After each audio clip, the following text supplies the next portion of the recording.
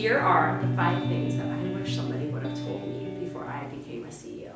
The first one is build a business that is authentic to you. And I honestly wish somebody would have told me this before I fully started my career, because I didn't even know when I went to go get an MBA and then I started as a marketing executive, like what I was even really passionate about. And so to anyone coming out of school, getting into a career, like look at what you're really passionate about. The next thing is make sure that you make time for work-life balance. And this is something that I will say is so hard when you are an entrepreneur, when you have a business that you're super passionate about, because it truly feels like a second child. And so putting it down and putting it away and taking time for the people you care about, or even taking time for yourself and just caring for yourself, time to unwind, is so important, because we can't keep going. We can't keep that creative process going. We can't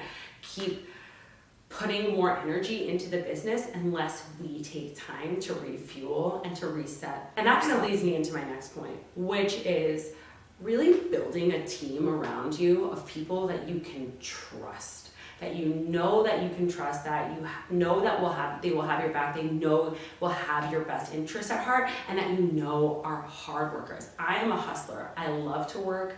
I love to get things done. I love to have a calendar that is stacked through the day, and I love to be somebody who is really putting the effort in to earn what I'm taking in from my business. And I want people on my team who have the same work values. I want people on my team who I know that, like, if I don't get to an email from customer support, or if I don't get to, a task that they are going to have my back in really managing the things that I either didn't get to, or the things that, like, I might not be as good at as they are. For example, I've hired a social media expert, I have hired a web development expert, because they are way better at that stuff than I am. And so if I can be the person who shows up for the things that I'm really good at, like the coaching and like creating the content and like providing the value with health and wellness and hormones, then I want other people around me to support me